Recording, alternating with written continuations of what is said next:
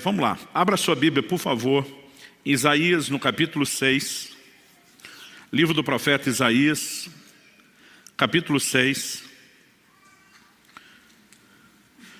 Nós vamos ler do versículo 1 até o versículo 8. Esse vai ser o nosso ponto de partida para aquilo que vamos compartilhar hoje. Isaías 6, a partir do verso 1, vou ler na Nova Almeida atualizada. O texto sagrado diz assim: no ano da morte do rei Uzias, eu vi o Senhor, assentado sobre um alto e sublime trono, e as abas das suas vestes enchiam o templo. Serafins estavam por cima dele, cada um tinha 6 asas, com 2 cobria o rosto, com 2 cobria os pés, e com 2 voava. E clamavam uns para os outros, dizendo: Santo, Santo, Santo é o Senhor dos exércitos, toda a terra está cheia da sua glória. Os umbrais das portas se moveram com a voz do que clamava, e o templo se encheu de fumaça.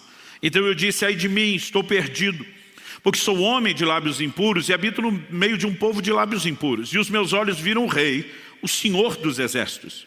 Então um dos serafins voou para mim, trazendo na mão uma brasa viva que havia tirado do altar com uma pinça. Com a brasa tocou a minha boca e disse: eis que essa brasa tocou os seus lábios, a tua iniquidade foi tirada e o seu pecado perdoado.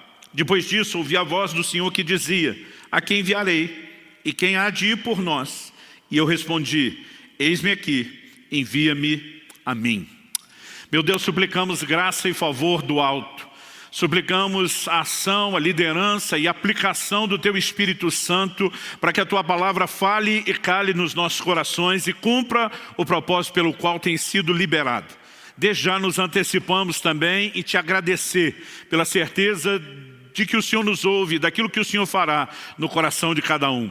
Nós oramos em nome do Senhor Jesus. Amém. Amém. Bom, nesse dia especial de gratidão a Deus, eu quero compartilhar algo que Deus colocou no meu coração com um propósito: despertar você para ansiar por um relacionamento mais profundo em Deus, por experiências maiores. E o tema da minha mensagem hoje é experimentando mais de Deus. Ao longo da minha caminhada com Deus, durante os anos, eu tenho descoberto que a revelação de Deus é progressiva. E sempre há mais para mim e para você. Não importa o quanto você já cresceu, dá para crescer mais. Não importa o quanto você já experimentou de Deus, dá para experimentar mais. Aliás, a Bíblia diz que a vereda do justo é como a luz da aurora. Vai brilhando mais e mais, até ser dia perfeito. Tem mais de Deus para você. Você pode dizer amém? Sabe, querido, nós temos vivido dias que têm chacoalhado muita gente, esse mais de 1 ano e meio de pandemia, mas eu quero lembrar a você que Deus não deixou de ser Deus, não deixou de ser extraordinária, incomparável, imensuravelmente grande, poderoso, e Ele há de fazer coisas extraordinárias nessa terra, na minha vida, na sua vida, e eu creio que Ele quer despertar em nós esse anseio.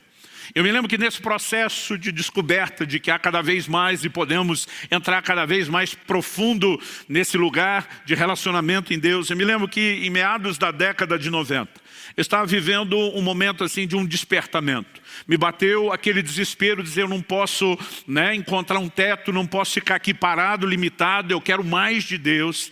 E eu estava não apenas buscando a Deus nos meus devocionais diários, no momento de oração que também tínhamos diariamente pela igreja na manhã. Parece que os cultos e mesmo as reuniões das células não eram suficientes. Era um momento de tanta fome, de tanto anseio, de tanto desespero, que a gente improvisava a vigília quase toda noite. Eu me lembro que essa época era inverno, e eu morava em Guarapuava, no interior, que chega a ser mais frio do que aqui. A gente já andava no carro com kit vigília.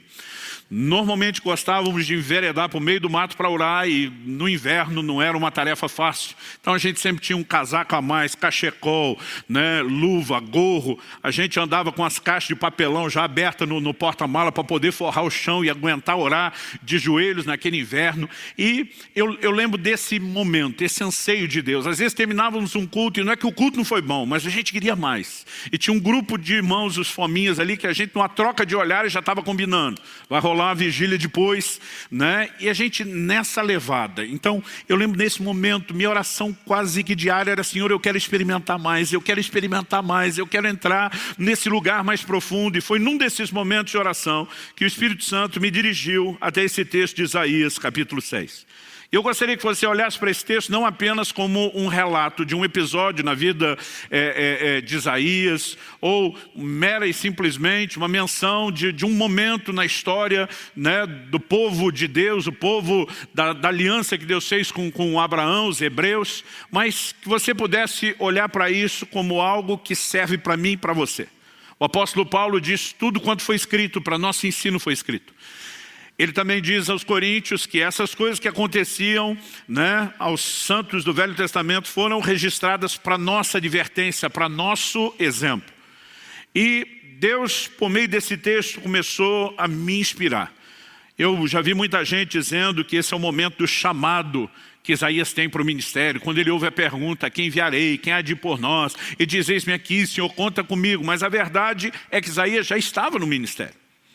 Desde o capítulo 1 ele já está profetizando, ele já está servindo a Deus. Mas esse é o momento onde Isaías tem uma experiência ainda mais profunda com Deus. Mesmo em relação ao chamado para o ministério, ele é chamado para uma dimensão mais profunda, e não que ele não estivesse fazendo nada. E de repente eu comecei a pensar no que foi essa experiência. Tirando o aspecto místico, que deve ter sido impactante, de uma visão que ele tem no templo. Quando você começa a observar, a analisar aqui o desenho da experiência, algumas coisas me chamaram a atenção. Eu queria destacar 5 aspectos dessa experiência de Isaías, esperando que isso empolgue você. Em primeiro lugar, ele tem uma nova revelação de Deus. A revelação tanto da santidade de Deus como da realeza de Deus é algo singular até então nas Escrituras. Ele diz: os meus olhos viram o rei. Ele diz: ele estava sentado num trono. Trono é a cadeira dos governantes. Ele diz: as orlas do seu manto enchiam o templo. Ele está falando do manto real. Ele tem a revelação de Deus na sua santidade, na sua realeza, uma percepção, né, nunca antes experimentada, e talvez uma revelação que Deus não havia comunicado de maneira clara. Em segundo lugar, a Bíblia diz, né, que a voz daquele que clamava, uma referência aos serafins, a Bíblia diz que os limiares do templo foram chacoalhados. O templo era o centro, a sede de todo o culto e de toda atividade religiosa.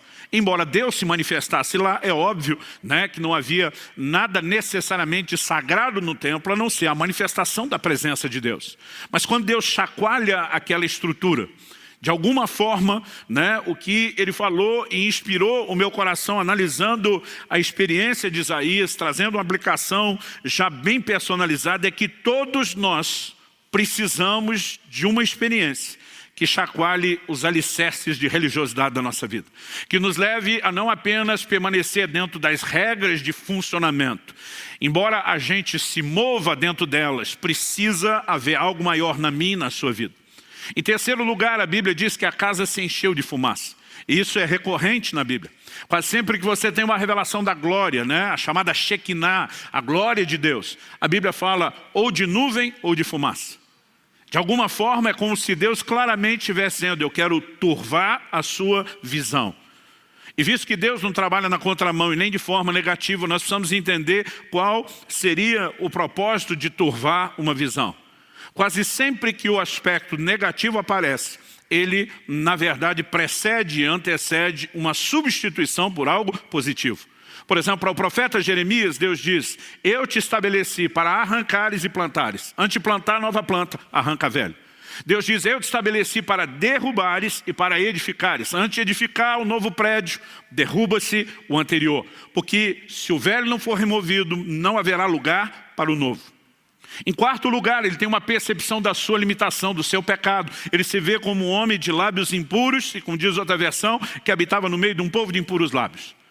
Mas ele não tem apenas a percepção do seu pecado ou das suas limitações. Ele experimenta um toque santificador. Um anjo pega uma brasa do altar, toca a boca do profeta e diz: tua iniquidade foi tirada.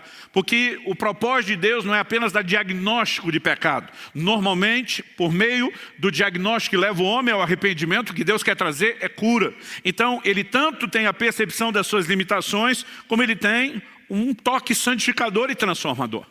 E por último, uma vez que nós já definimos que ele estava no ministério, e isso não é o início de tudo, nós podemos dizer que, no mínimo, ele tem uma nova percepção, de uma profundidade, de uma outra dimensão do serviço do ministério.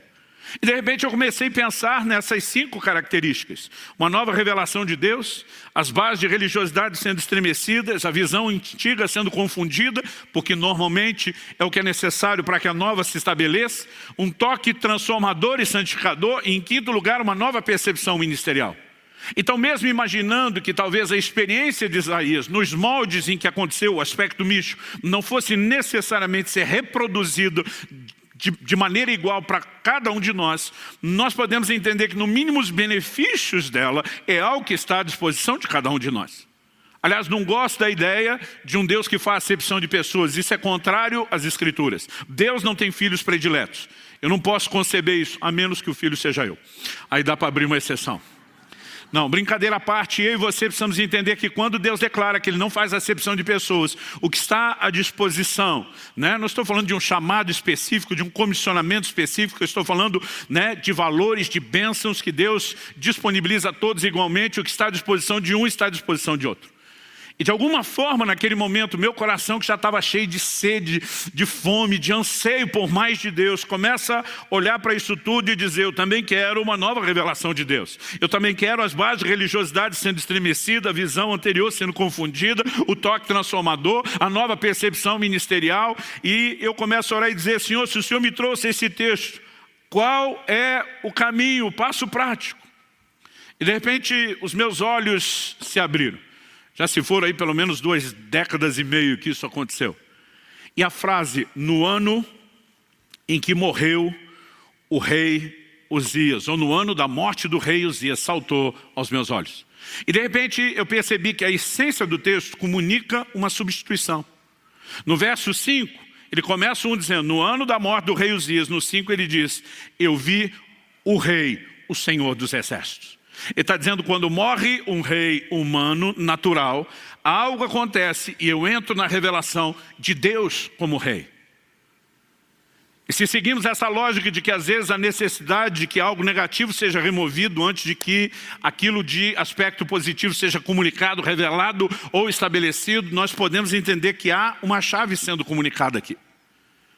Isso também me veio com muita clareza e ao longo desses anos eu tenho provado de maneira progressiva, não completa, mas progressiva cada vez mais a realidade dessa chave. Antes de mais nada, eu quero que você tente imaginar o contexto da visão. Daqui a pouco nós vamos falar sobre quem era Uzias com mais detalhes. Mas Uzias foi um grande herói nacional. Talvez depois de Davi não tenha existido nenhum conquistador, alguém que tenha liderado um exército de conquista como Uzias fez. Ele assume uma nação praticamente falida, quebrada e a transforma numa grande potência mundial dos seus dias. E você precisa entender que Isaías, nesse início, nesse momento da vida dele, ele ainda é muito jovem. Uma dedução que não é difícil de você fazer. Até porque no capítulo 1 e no versículo 1 do livro de Isaías, ele introduz o livro dizendo, visão que Isaías, filho de Amós, teve a respeito de Judá e Jerusalém nos dias de Uzias, 1, Jotão, 2, Acais, 3 e Ezequias, reis de Judá. O homem profetizou durante o reinado de 4 reis. Não estamos falando mera e simplesmente, né, de uma pessoa que profetizou durante o mandato de 4 presidentes. Nosso mandato é de apenas 4 anos. Esses reis gastavam muito tempo no seu reinado. Para você ter uma ideia, só o próprio rei Uzias, que é o primeiro aqui da lista, a Bíblia diz, em 2 Crônicas 26, daqui a pouco nós vamos para lá, que ele reinou 52 anos em Jerusalém. Só Ezequias. Como seria possível Isaías profetizar durante o reinado de 4 gerações?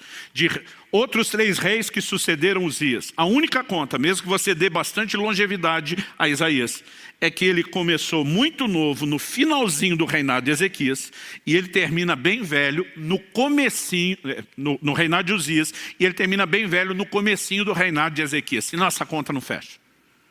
E por que é importante para mim situar Isaías como alguém novo no final do reinado de Uzias? O homem reinou 52 anos, ele já está falando da morte, então não são deduções difíceis. Mas por que é importante reconhecer isso? Porque, primeiro, Isaías como alguém novo, era bem mais facilmente impressionável do que uma pessoa de mais idade. E segundo, Uzias já havia se tornado esse grande herói. Então, o impacto que ele teve, né, na nação e sobre Isaías é inegável. Mas o que significa essa substituição? Porque quando ele morre, vem a revelação de Deus, ou porque Deus decidiu comunicar isso? Porque Uzias, ele também nos transmite uma figura muito específica, muito particular. E para que a gente entenda o que é Uzias, o rei natural, morrer, para que os nossos olhos vejam o rei numa dimensão mais profunda, a gente então precisa entender, né, o que simboliza Uzias. Então, em segundo lugar, primeiro eu falei da necessidade de uma troca para se viver essa experiência mais profunda, o rei natural morrer, para que os nossos olhos vejam o rei. Em segundo lugar, vamos procurar entender junto o que Uzias simboliza. Então, você pode me acompanhar em 2 Crônicas, segundo livro de Crônicas, capítulo 26. Eu vou ler a partir do versículo 3 e nós vamos juntos aí até o 16. Aqui nos dá um bom retrato do que foi Uzias e o seu reinado. O texto diz assim: Uzias tinha 16 anos de idade quando começou a reinar, e reinou 52 anos em Jerusalém. A mãe dele se chamava Jecolias e era de Jerusalém. Ele fez o que era reto aos olhos do Senhor, segundo tudo que Amazias, seu pai, havia feito. Propôs-se a buscar a Deus nos dias de Zacarias, que era sábio nas visões de Deus. Enquanto Uzias buscou o Senhor, Deus o fez prosperar. Duas afirmações aqui importantíssimas, né? A do versículo 5, propôs-se a buscar a Deus. E aí, o final do mesmo versículo diz: enquanto buscou o Senhor, Deus o fez prosperar. Você pode repetir essa frase comigo? Só para efeito didático, diga: enquanto buscou o Senhor, Deus o fez prosperar. Mais uma vez, com um pouquinho mais de ânimo e vontade, né? Ou de força para furar o bloqueio da máscara aí que está abafando sua voz. Diga: enquanto buscou o Senhor, Deus o fez prosperar. Agora, a partir do versículo 6, nós temos um resumo do que foi essa prosperidade. O texto diz: ele foi e guerreou contra os filisteus, destruiu as muralhas de Gate, de Jabne e de Asdod, construiu cidades no território de Asdod entre os filisteus. Deus o ajudou contra os filisteus, contra os árabes que moravam em Gur-Baal e contra os meunitas. Os amonitas pagavam tributo a Uzias, que chegou a ser tão poderoso que a sua fama se espalhou até a entrada do Egito. A frase até a entrada do Egito não significa muito para nós. Mas quando a Bíblia está falando aqui dos filisteus, dos amonitas, dos povos em volta, está falando da expansão do reinado de Uzias. O Egito, que foi uma grande potência na antiguidade, nos dias de Uzias, ficou recolhido do portão de casa para dentro. Quando a Bíblia diz sua fama foi até a entrada do Egito, está dizendo isso: o Egito não saía, permaneceu forte apenas no seu território, e Uzias estabeleceu o seu domínio a ponto de manter Faraó e o seu exército dentro do quintal de casa, sem sair ou avançar para lugar nenhum. O verso 9 diz o seguinte: Uzias construiu torres em Jerusalém, junto ao portão da esquina, junto ao portão do vale, junto ao portão do ângulo, e as fortificou. Também construiu torres no deserto e cavou muitas cisternas, porque tinha muito gado, tanto na Cefelá como nas campinas. Tinha lavradores e vinhateiros, nos montes e nos campos férteis, porque era amigo da agricultura. Aqui a Bíblia fala não só do investimento na agropecuária, que era o que movimentava a economia, né? Mas fala de todas as estruturas de defesa. Esse camarada assume uma nação praticamente falida, quebrada, e vai transformando ela paulatinamente ao longo dos anos numa grande potência. O texto continua e diz no 11: Uzias tinha um exército de homens preparados para a guerra, que saíam para a batalha em tropas, segundo a lista feita pelo escrivão Jeiel e pelo oficial Maazéia, sob a direção de Ananias, um dos oficiais do rei. O número total dos chefes das famílias, homens valentes, era de 2.600. Isso aqui era só a tropa de elite. 13. Debaixo das suas ordens, havia um exército guerreiro de 307.500 homens, que faziam a guerra com grande poder, para ajudar o rei contra os seus inimigos.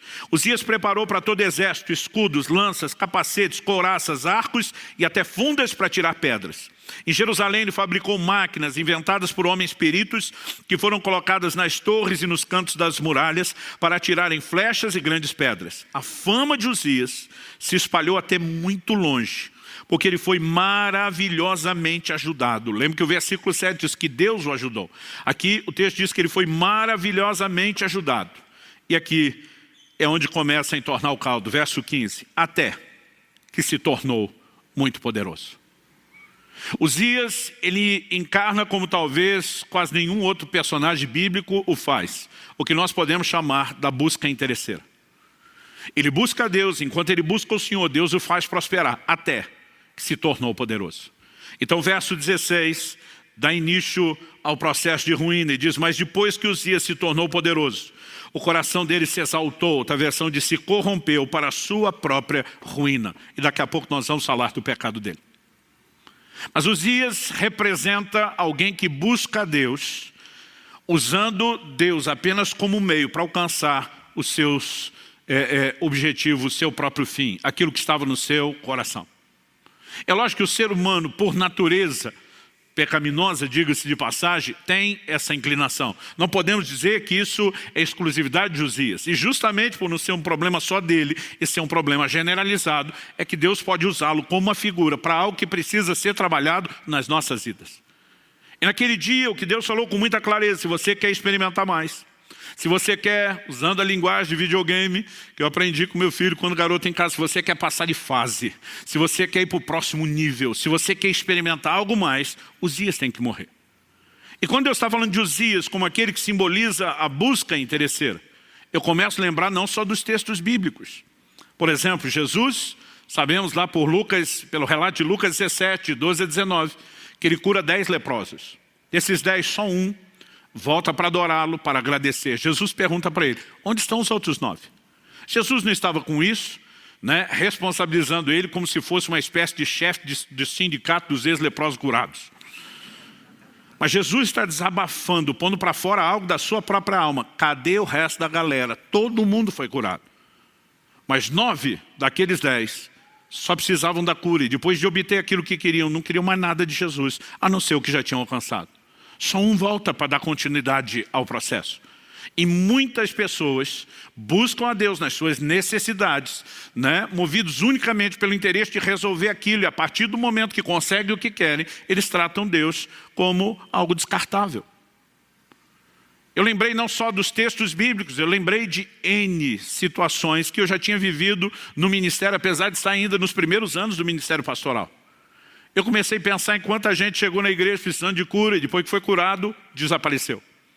Eu comecei a lembrar de quanta gente chegou precisando de um milagre no casamento e quando as coisas deram uma melhorada, não era nem que estava resolvido, já sumiram de cena. Eu lembrava de casos específicos. Lembrava de uma vizinha que eu evangelizei tanto, convidei tanto para ir para a igreja, nunca podia. Mas no dia que apareceu uma macumba daquelas feita na porta da loja dela, ela desesperada: eu preciso de Deus, eu preciso de oração. Eu levei e falei: sei, mas vamos aproveitar que você abaixou a guarda. Sabe, eu me lembrava dos jovens, quando chegava a época de vestibular, eles pediam para a gente dar cópia da chave da igreja, porque eles queriam orar às 5 da manhã, buscar Deus. Mas depois que passava no vestibular, não orava mais, não lembrava que era crente, não lembrava que Deus colocou ele lá na universidade, nem do propósito pelo qual entrou. Mas enquanto eu estou pensando nos outros, porque nós temos essa facilidade de enxergar o problema dos outros. Todo dia alguém falou: pastor, a gente tem dificuldade de ver erro. Eu falei: não, a gente tem dificuldade de ver os nossos, dos outros não. Jesus disse que a gente enxerga o cisco no olho do irmão, difícil é ver a trave no nosso. Então naquele momento eu estou só terceirizando e pensando: o problema de Uzias é sério. Mas o Espírito Santo falou: ei, eu estou falando do seu Uzias. E eu estou ali metido, surpreendido. Meu Uzias? Como quem diz, tem Uzias aqui não. E de repente Deus me abriu uma cena que eu fiquei tremendamente envergonhado. Eu tive um flashback da fase de pré-adolescência. Eu acredito que eu devia ter em torno de 11 anos de idade. Não deve ser algo muito diferente disso. As contas que eu faço é porque meu irmão mais velho, o Adriano, eu sou do meio de 3 homens, meu irmão mais velho, o Adriano, com 12 para 13 anos de idade, ele era precoce, ele cresceu, desenvolveu, já tinha corpo de adulto. Eu, com 2 anos atrás, já era corpo de criança. O Paulo, que era o caçula, 2 anos mais novo que eu e 4 que o Adriano, era mais criança ainda. E nessa época, ele vivia irritando e provocando o mais velho. E ele fazia isso até tirar o Adriano mais velho do sério. Quando meu irmão mais velho saiu do sério, ele não era amador, ele era profissional. E ele ia para cima do pequeno, mas batia assim que não condizia mais, ele não tinha noção do tamanho e da força que ele tinha assumido. E eu entrava para defender o menor e apanhava junto. E eu lembro que eu falava para ele, você para de provocar, eu não vou mais te socorrer, eu não vou te ajudar. E teve um dia que ele ficou provocando o mais velho, e eu fiquei avisando, falei, eu não vou apanhar por causa de você mais. Mas meu irmão perdeu a paciência, o mais velho, foi para cima do caçulo, Paulo, que hoje é pastor do Alcance lá em Orlando. E ele normalmente dizia, eu corro, eu me viro. Mas aquele dia ele levou um enquadro assim num canto da sala que não tinha pra onde correr. Eu pensei, está morto. Eu não queria me apanhar junto, mas acabei sendo vencido pela compaixão, pela dó. Pensei, como eu ajudo ele sem apanhar junto? E eu achei que eu tive uma ideia brilhante, coisa de piar. Né? Naquela época, a maioria do dia, não sei quando estava na escola, a gente passava normalmente de shorts ou bermuda, descalço, sem camisa, por causa do calor do interior de São Paulo. Me criei na cidade de Campinas. E eu lembro que meu irmão, assim, só de bermuda, eu vim dele um tapa nas costas, mas daquele assim, deixar o desenho da mão. E corri. Acredite ou não, além de já ter sido magro, era o mais veloz da família e nas disputas com todos os primos. Falei, não vai me pegar na corrida. Mas eu lembro quando eu dei a volta no sofá na sala, meu irmão já pulou por cima.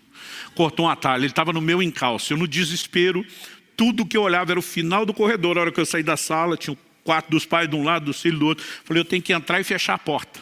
Mas eu vendo meu irmão no encalço, no desespero, eu estou no meio do caminho, eu vejo uma vassoura encostada na parede. Eu lembro que mamãe mandava a gente limpar a casa, a gente varria 2 metros, cansava, deixava lá para terminar depois. Coisas de adolescentes e pré-adolescentes. Eu não sei quem de nós largou aquela vassoura, mas a hora que eu vi ela, no instinto, no reflexo, falei, vai me ajudar a atrapalhá-lo para eu entrar naquela porta e me salvar. E, gente, até hoje eu não sei como que o negócio deu tão certo ou tão errado. Né? Porque do jeito que eu passei correndo, corredor, eu acho que não dava 2 metros, devia ser 1,5 metro.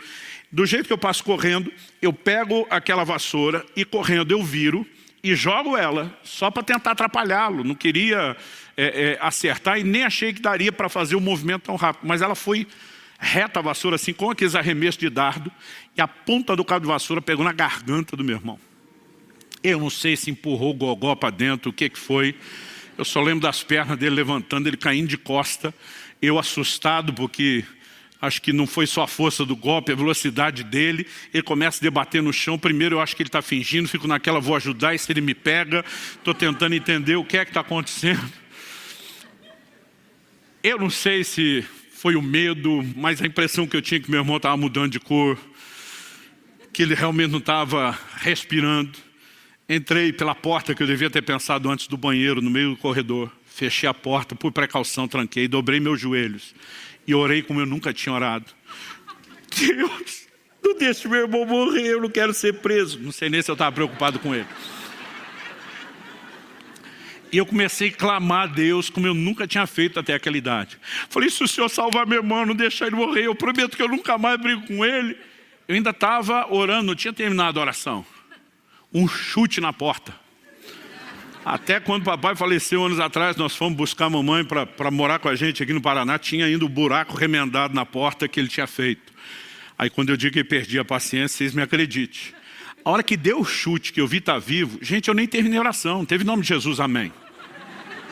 Eu levantei, já chutei a porta, pega eu, derruba a porta, quero ver. E continuei a briga do outro lado da porta. Deus me fez ver aquela cena, e gente, eu fiquei com tanta vergonha, eu falei, Deus, eu era criança. Quando você é adolescente, você acha que é adulto. Quando interessa, você diz, eu era criança, dá um desconto. O Espírito Santo diz, eu dou. Vamos pular para a sua fase adulta. E diz, quando você começou o ministério, você passava horas e horas, trancado todos os dias orando. Por que você já não faz isso como fazia antes? Falei, eu era solteiro. Agora sou casado, tenho família, pastorei, não tenho mais o mesmo tempo. Ele falou, essa é a desculpa que você resolveu acreditar. E diz, lá atrás você queria muito viver as coisas que você vive hoje. Embora você diga que estava naquele quarto me buscando, você estava apenas buscando o que você conseguiu. E agora porque conseguiu, você já não tem mais interesse em mim. E por vergonha eu vou parar aqui. Naquela hora ele começou a mostrar a trave do meu olho que eu não enxergava. E eu quero te dizer, não dá para dizer o quanto, mas todos temos alguma coisa de Uzias dentro de nós. Todos temos algum elemento dessa busca interesseira, que às vezes valoriza mais o que ele faz do que a pessoa que ele é. E naquele momento, quando Deus começou a expor, eu entendi que se Uzias não morrer, nós nunca vamos passar de fase. Sabe, a história não começa com Uzias já morto. Há um momento onde eu e você vamos ter que mudar e reverter esse jogo. Mas quando eu consegui entender aquele desenho, além de ter chorado muito e me arrependi diante de Deus, o meu desespero enquanto lia a respeito do assunto foi procurar entender como Uzias morre. E antes de falar isso, e é com isso que nós vamos encerrar, eu quero só destacar que ao longo das Escrituras nós vemos Deus revelando de forma recorrente um pedaço aqui, uma parte do quebra-cabeça lá, outra em outro lugar, um desenho de como Ele espera que nós nos relacionemos com Ele. Por exemplo, Deus diz num determinado momento para Moisés, eu não vou mais, depois de ter tirado o povo de Israel do Egito, estar indo em direção a Canaã, Deus diz, eu não vou mais subir no meio de vocês, por causa dos pecados do povo. O Senhor disse para Moisés, o meu anjo vai à frente de vocês, vai livrar vocês, vai operar os milagres que vocês precisam, vai garantir que vocês entrem na terra prometida e tenham a bênção. Mas Deus diz, eu mesmo não vou mais no meio de vocês. Moisés se levanta diante de Deus e diz, se o Senhor não vai conosco, não nos faça sair desse lugar. O que é que Moisés está dizendo? Nós não estamos interessados apenas na sua bênção e no seu favor. Se não é para ter a tua presença, nós não vamos a lugar nenhum. Nós abrimos mão da bênção e de qualquer favor. Porque nada disso substitui a tua presença. Mas é um episódio que quase ninguém fala nada e nem canta sobre isso. Mas quando a gente chega em Jacó, Jacó lutou com o anjo de Deus e diz, não te deixarei enquanto não me abençoar. Gente, a Bíblia fala que era o anjo do Senhor. Essa expressão o, artigo definido, e não um artigo indefinido, normalmente é uma teofania. É uma aparição do próprio Deus, ainda que uma revelação limitada dele. O próprio Deus está ali. E quando o anjo sinaliza, eu vou embora, ele diz, não. Primeiro você me abençoa, depois vaza. O que é que Jacó está dizendo? Estou nem aí que a sua presença vai embora, desde que a bênção fique. É a atitude inversa de Moisés. Mas a gente não canta sobre Moisés, a gente canta sobre Jacó. E Jacó segurou o anjo. E a ideia é essa, é agarrar a sua bênção. E depois deixa que Deus vai embora, porque você já conseguiu o que precisa. Sabe, não entenda mal o que eu estou dizendo. Eu não estou dizendo que Deus não faz, que Ele não quer fazer, e nem que nós não podemos desfrutar. Eu quero falar a respeito da motivação com que buscamos. A geração de Eli é a geração que perdeu a arca, que simbolizava a presença de Deus. A próxima geração,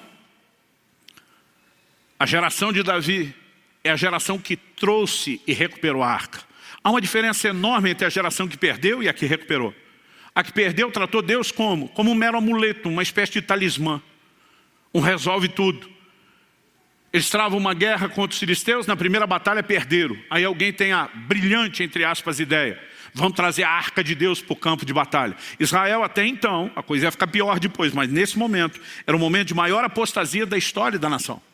Eles já não vão a Siló, onde o tabernáculo estava, já não iam lá para buscar e adorar o Senhor, mas na hora do problema traz a arca. Porque agora nós precisamos que Ele resolva. Como diz o ditado antigo, quando a água bate na região lombar, as pessoas lembram de buscar Deus. A região lombar ficou mais polido, né? Tá bom assim, meu amor. Você que sempre me ajuda a ser minha melhor versão. Quando eles tratam Deus e a presença de Deus dessa forma, qual foi o resultado? Eles perderam a arca, perderam a presença. Porque toda e qualquer pessoa, em qualquer momento ou época da história, que busca Deus só porque por causa daquilo que Ele faz, vai acabar perdendo aquilo que Ele é. Mas a geração de Davi assume o reino, um dos primeiros atos. E não é à toa que ele é chamado de homem segundo o coração de Deus, não é porque era perfeito, que nós sabemos que não era. Um dos primeiros atos dele, ele diz, a arca volta. E quando ele traz a arca de volta, ele levanta uma tenda, ele coloca a arca que simbolizava a presença de Deus no centro. Ele coloca os levitas 24 horas por dia, 7 dias por semana, ninguém pedindo nada, apenas dizendo, o Senhor é bom e a sua bondade dura para sempre. Agora, interessante é que se você olhar tanto Davi como Moisés, que nesse sentido entenderam o cerne do relacionamento, foram duas das gerações na história do povo de Deus que mais experimentaram o que Deus pode fazer. Desde os dias de Josué, a terra prometida nunca tinha sido conquistada na sua totalidade. O primeiro que conseguiu isso foi Davi. Então você olha para o Moisés dizendo, se a tua presença não vai conosco, nós não vamos a lugar nenhum. E você encontra em Moisés a geração que mais experimentou milagres. Eu não estou aqui pregando contra a intervenção de Deus. Eu estou falando da necessidade de ajustes na nossa motivação para que a gente possa experimentar até mais do que Ele pode fazer. Eu quero te despertar a acreditar que nós podemos viver manifestações maiores, como indivíduos, como casa, como igreja. Nós podemos e nós iremos vivenciar manifestações maiores. O foco não é o que Deus faz. Um dia desse preguei essa mensagem em algum lugar, alguém falou, tá certo, esses pregadores ficam colocando Deus como fosse alguém que vive para resolver nosso problema. Eu falei, mas Ele também está lá disponível para tudo. Aliás, se você entender que o que Deus faz é uma consequência do que Ele é, então buscá-lo pelo que Ele é, inevitavelmente te levará a experimentar o que Ele faz. Hebreus 11 diz que Deus é galardoador dos que o buscam. Não é algo apenas que Ele faz, é o que Ele é. Ele é recompensador, Ele intervém. Eu não estou falando contra isso. E tem gente que fica tentando classificar o que é digno de pedir a Deus e o que não é. Irmão, eu prefiro descobrir no caminho. Eu gosto de dizer que eu cresci numa estrutura muito simples de família, que é o jeito mais bonito de dizer que a gente tinha dinheiro para nada.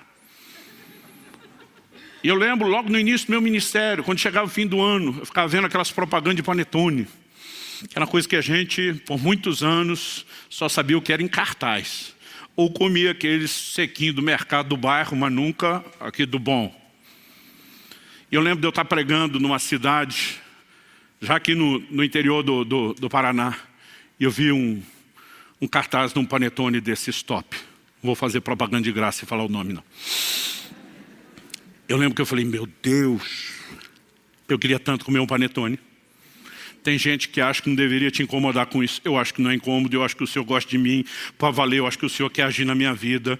Falei, eu queria te encomendar um panetone. Eu não sei de que jeito, não tenho dinheiro, não vou atrás. Eu queria que o Senhor mandasse para mim. Porque melhor do que o panetone é ganhar ele do Senhor.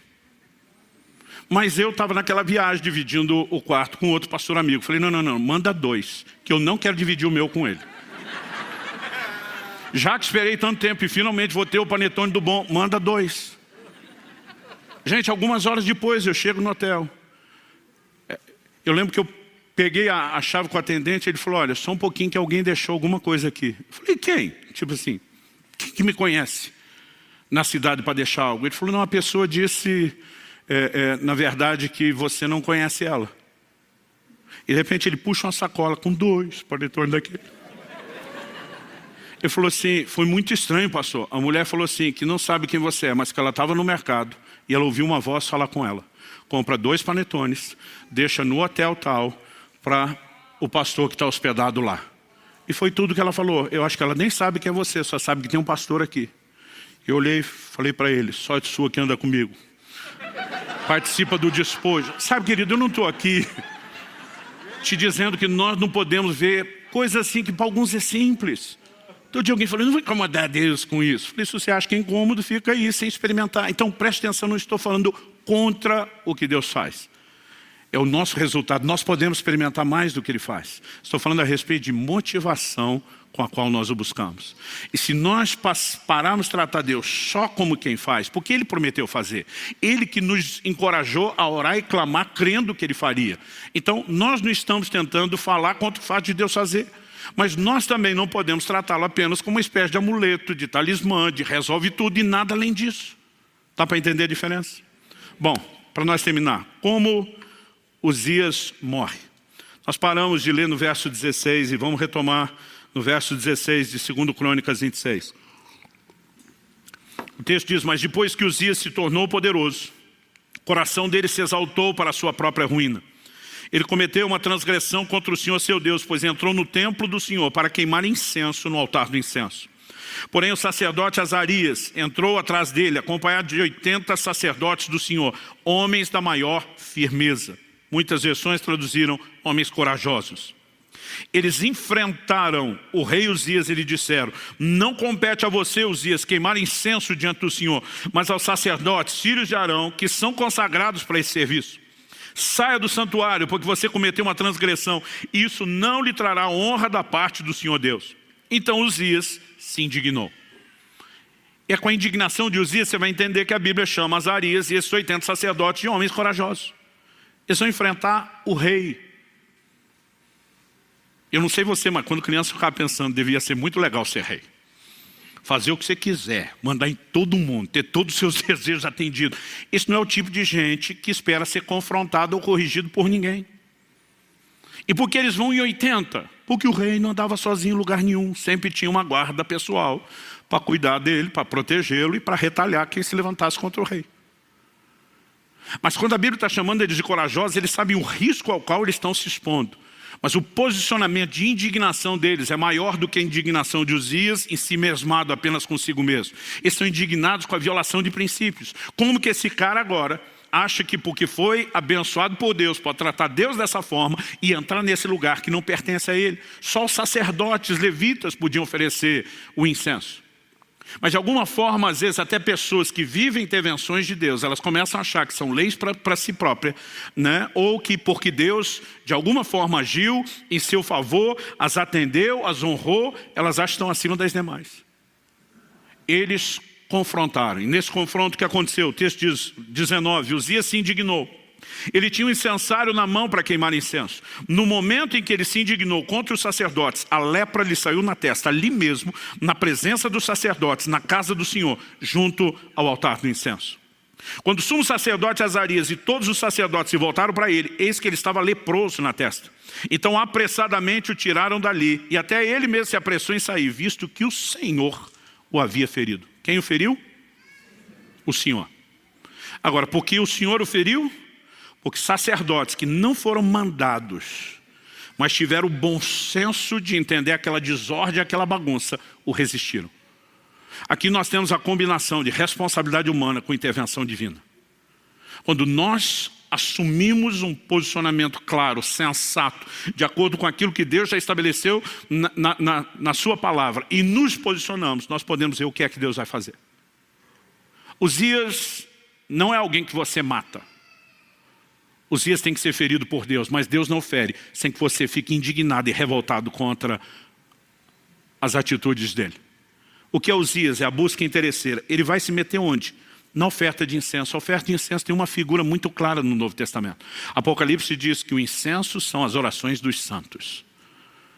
Salmo 141 diz, suba a ti a minha oração como incenso. O incenso sempre simbolizou as orações.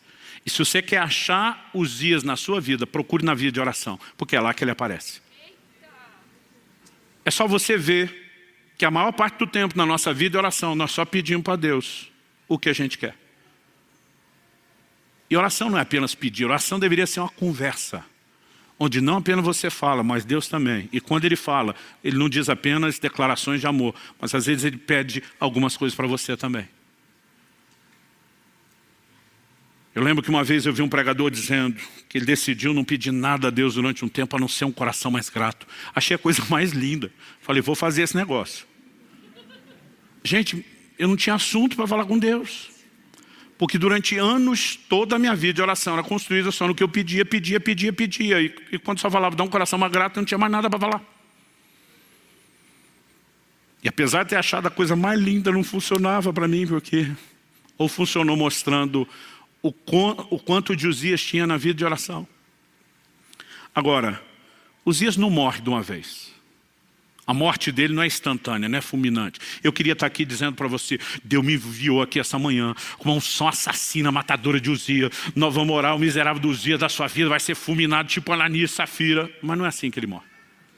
Uzias morre aos poucos, a prestação. A lepra apareceu na testa. Depois ela vai se espalhando.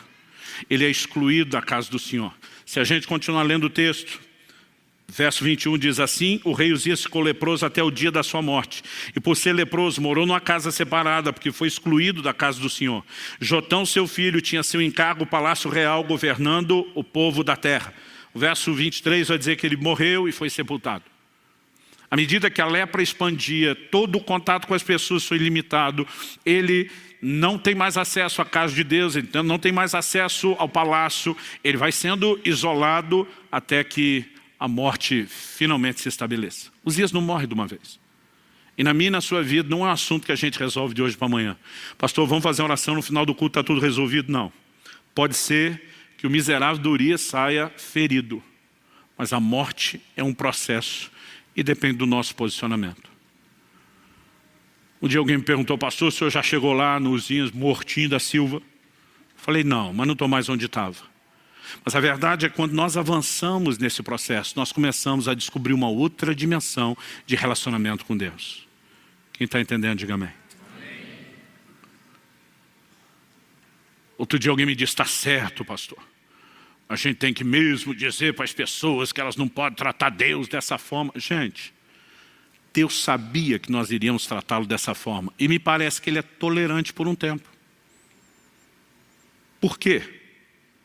Porque isso tem a ver com entendimento e com maturidade. E ninguém começa com isso. 16 anos atrás, quando nós ainda estávamos nas reuniões de oração e planejamento, só a minha família, do Marciano, a respeito de começar a igreja. Tem uma cena na minha memória que eu não esqueço. Eu sentado no sofá da sala de casa, e Lissa, minha linda filha, com 4 anos de idade no meu colo. Ela segurando na minha bochecha e dizendo, você é o pai mais lindo do mundo. Eu amo você, daí fazia carinho no meu cabelo. Eu já sabia o que vinha depois daquela sequência de elogio e carinho. Ela estendia a mão e dizia, me dá 2. E você acha que ia dar um sermão? Interesseira, me elogiou em troca. Eu, além do sorriso, dizia, toma 5. Porque era criança. E num momento como esse, dá para você ser compreensivo. Mas se hoje, aos 20 anos de idade, fosse me tratar só como se eu fosse um banco, nossa relação teria deteriorado em vez de melhorado. Paulo diz em 1 Coríntios 13:11, quando eu era menino, falava com o menino, pensava com o menino, agia com o menino. E essa é a época que Deus olha e tolera. Como eu disse, às vezes eu falo desse assunto, a gente está certo, esses pastores ficam colocando Deus à disposição para fazer. Eu falei, não, Deus se colocou à disposição, não é os pastores que colocam Deus.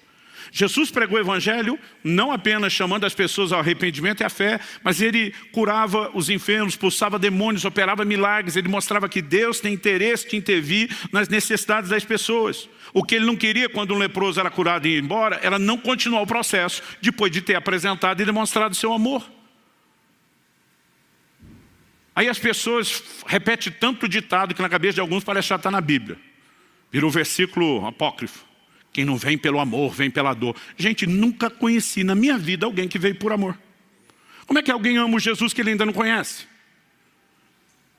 Ah, pastor, o senhor converteu pela dor? Não. Eu ainda não tinha feito 3 anos de idade, nem tive tempo de passar pelas dores da vida. Mas por que é que eu entreguei minha vida a Jesus? Porque disseram que se eu não fizesse eu ia para o inferno. Eu não queria ir para o inferno. Falei que era Jesus. Pesa um, pesa outro. Falei, não sou besta nem nada, não quero inferno, quero Jesus. A gente vai amá-lo depois que vai conhecendo. Dá para entender a diferença? Agora, alguns vieram por uma grande dor física, por uma grande dor emocional, mas nenhum de nós veio sem interesse.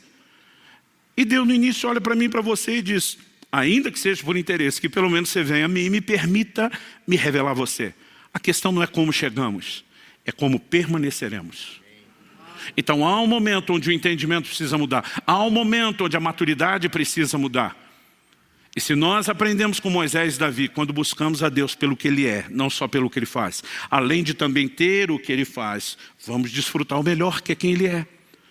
Mas também aprendemos com Ele e com outros, se buscarmos a Deus só pelo que Ele faz, nós vamos perder quem Ele é e, consequentemente, também perderemos o que Ele faz. Vamos ficar em pé para parecer que está acabando? Eu gostaria que nós orássemos juntos. Embora, como eu disse anteriormente, não há uma unção fulminante para destruir Uzias de uma vez só. Há algo da parte de Deus que vem quando? Então preste muita atenção nisso, que essa talvez seja a parte mais prática. A mesma Bíblia que diz que eu e você somos o santuário de Deus, que era o lugar onde Uzias foi oferecer o incenso. A mesma Bíblia diz que eu e você somos santuário, também diz que nós somos sacerdotes. Os sacerdotes eram os responsáveis pela ordem e a manutenção correta do culto dentro do santuário. Então, enquanto santuário, nós também somos os sacerdotes responsáveis. Ou seja, se tem vida devocional ou não com Deus, aí o responsável é você, não é mais ninguém. Se a presença de Deus será adorada, cultivada, né, tratada com sensibilidade dia após dia, depende de você, das decisões que você toma, de você ser responsável ou não em relação àquilo que te foi incumbido. Agora, em algum momento, aqueles homens de Deus olham para Uzias e dizem: você foi longe demais, chega, basta. E quando eles percebem Uzias que passou da conta, eles se levantam e dizem: daqui para frente essa história muda. Você não vai continuar essa busca interesseira. É no momento do posicionamento, Deus diz: esperei por isso há muito tempo. E ele fere Uzias. Um processo começa. Para que no final das contas, depois se diga: no ano em que morreu o rei Uzias, os meus olhos viram o rei, o Senhor dos Exércitos. Há uma revelação extraordinária de quem Deus é quando a busca interesseira morre. A busca continua, mas a interesseira é que tem que morrer. E quando essas coisas vão sendo mudadas e ajustadas, nós não apenas vamos poder desfrutar o que Deus mais quer nos revelar. Quando Ele faz algo, eu brinco que isso é apenas uma espécie de um cartão de visitas.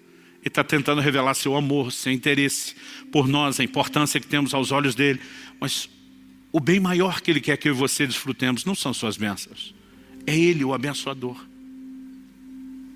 Então eu não vim aqui te apontar o dedo, eu não vim aqui jogar pedra em você, eu não vim aqui dizendo que você nunca devia ter buscado a Deus por interesse, porque todos fizemos isso. Mas que à medida que o tempo passa e nós nos permitimos descobrir quem Ele é. Aliás, a partir do mês que vem nós vamos dar muita ênfase em conhecer a Deus. A partir do momento que começamos a descobrir quem Ele é e nos interessar por quem Ele é, isso muda completamente as coisas. E se isso, além de redefinir o meu relacionamento com Ele, ainda pode me ajudar a ter uma nova revelação dEle, sacudir as bases de religiosidade da minha vida, turvar a visão velha, o que vai proporcionar a nova, trazer um toque santificador e transformador e uma nova percepção de ministério ainda no pacote. É muito lucro para ser ignorado ou desprezado.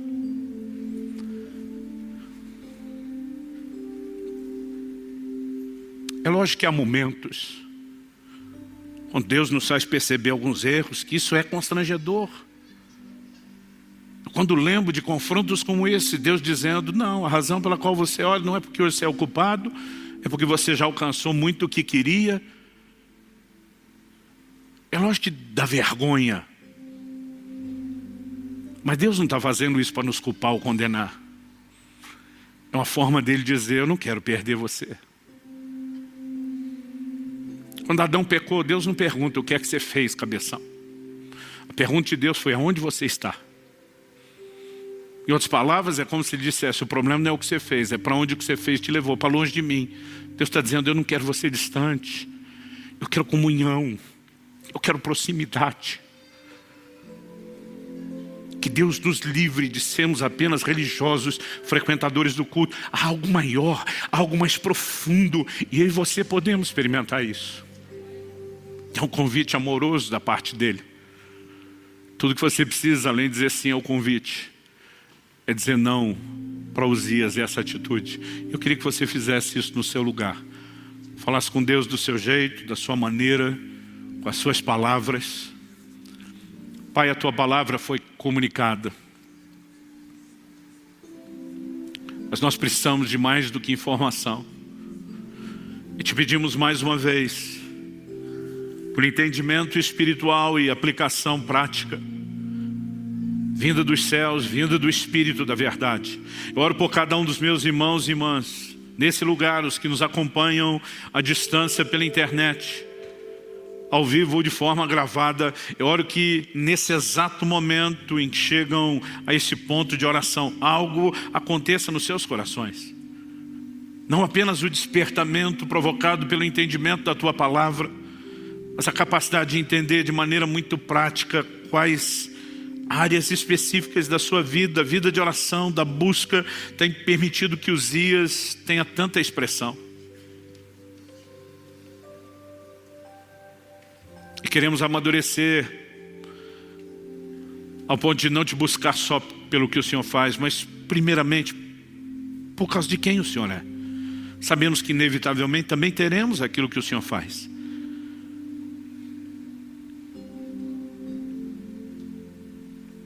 Clamamos teu toque, a expressão da tua graça nos envolvendo hoje, o auxílio do alto, não apenas abrindo os nossos olhos e nos ajudando a mapear onde estão os dias na nossa vida, mas gerando a indignação correta de dizer a Ele, basta, chega. E sabemos, se fizermos a nossa parte, o Senhor também vai feri-lo. E sabemos que quando Ele é ferido, é uma questão de tempo, Ele morre. E quando Ele morre, os nossos olhos se abrem para uma nova dimensão. Há uma nova experiência, um lugar mais profundo no Senhor. E é isso que nós almejamos. É por isso que nós clamamos em nome de Jesus. Oramos não apenas por esse momento, na vida e na história de cada um. Oramos que como igreja, Senhor, possamos adentrar os próximos anos, vivendo coisas extraordinárias da parte do Senhor, como mero efeito colateral de um povo que entendeu o que é buscar o Senhor por causa de quem o Senhor é. Que venham dias onde isso que estamos, ó Deus, falando se torne de fato uma realidade profética, uma progressão constatada, não apenas na vida de indivíduos, mas do corpo. Nós oramos em nome de Jesus. Em nome de Jesus. Se você crê e concorda, diga amém.